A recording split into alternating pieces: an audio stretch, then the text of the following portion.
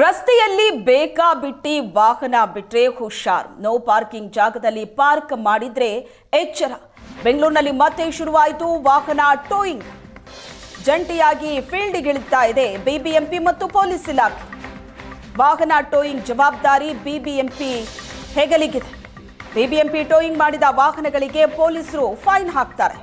ಈಗಾಗಲೇ ಟೋಯಿಂಗ್ ವಾಹನಗಳಿಗೆ ಟೆಂಡರ್ ಕರೆದಿದೆ ಬಿಬಿಎಂಪಿ. ವಲಯವಾರು 8 ಟೋಯಿಂಗ್ ವಾಹನ ಖರೀದಿಗೆ ಟೆಂಡರ್ ಕರೆಯಲಾಗಿದೆ. ಟೋಯಿಂಗ್ ಪ್ರಕ್ರಿಯೆ ಬಗ್ಗೆ ಬಿಬಿಎಂಪಿ ಮುಖ್ಯ ಆಯುಕ್ತ ಮಾಹಿತಿ ಕೊಟ್ಟಿದ್ದಾರೆ.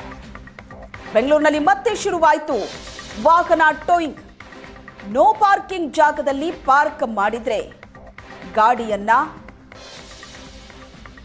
ಬಿಬಿಎಂಪಿ ಜಪ್ತಿ ಮಾಡುತ್ತೆ, ಟೋಯಿಂಗ್ ಮಾಡುತ್ತೆ.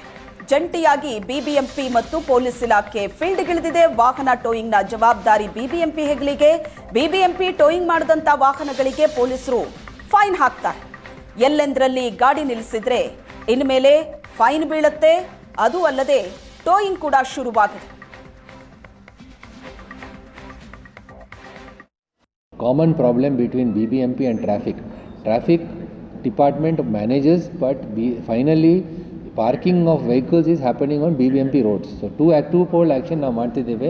Identification of parking areas, giving people the right to do parking and collecting it, and then reducing the amount of parking in other areas because it's creating a public nuisance not only for us but also pedestrians.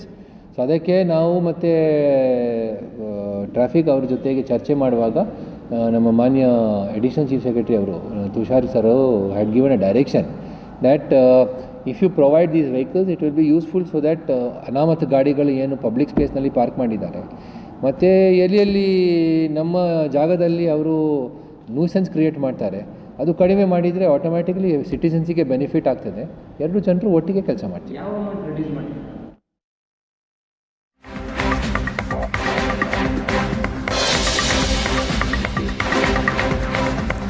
ವಾಹನಗಳ towing ಪ್ರಕ್ರಿಯೆಗೆ ಜನರು ಆಕ್ರೋಶ ವ್ಯಕ್ತಪಡಿಸಿದ್ದಾರೆ.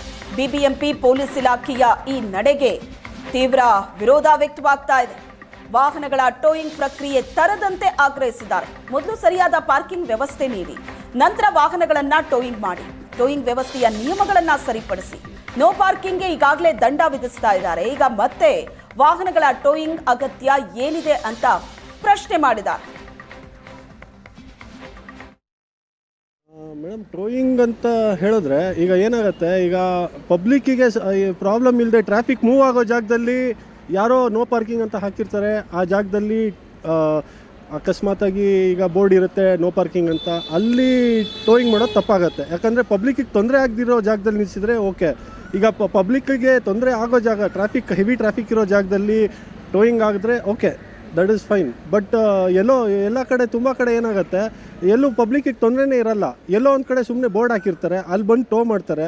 Especially ಇದು ಮಾರ್ಕೆಟಲ್ಲಿ, KR ಮಾರ್ಕೆಟಲ್ಲೆಲ್ಲ ತುಂಬ ನಡೆಯುತ್ತೆ. ಅದು ತುಂಬ ದೊಡ್ಡ ಪ್ರಾಬ್ಲಮ್ ಆಗುತ್ತೆ. ಎಷ್ಟೋ ಜನ ಹಾಸ್ಪಿಟಲ್ಸಿಗೆ ಬಂದಿರ್ತಾರೆ. ನೀವು ಹೇಳಿದಾಗೆ ಎಷ್ಟೋ ಜನಕ್ಕೆ ಏನೋ ಎಮರ್ಜೆನ್ಸಿಲಿ ಇರ್ತಾರೆ. ಈಗ ನಾನು ನೋಡಿದ ಹಾಗೆಯೇ ಯಾರೋ ಒಬ್ಬರು ATM ಇರುತ್ತೆ, ATM ಎದುರುಗಡೆ ಗಾಡಿ ನಿಲ್ಸೋಕ್ಕೆ ಜಾಗ ಇರಲ್ಲ. ಈಗ ಬ್ಯಾಂಕಿಗೆ ಹೋಗಿರ್ತಾರೆ, ಬ್ಯಾಂಕಲ್ಲಿ ಈಗ ಫಾರ್ ಎಕ್ಸಾಂಪಲ್ ಯಾರೋ ಒಬ್ಬರು ದುಡ್ಡು ತೊಗೊಂಡು ಹೋಗಿರ್ತಾರೆ.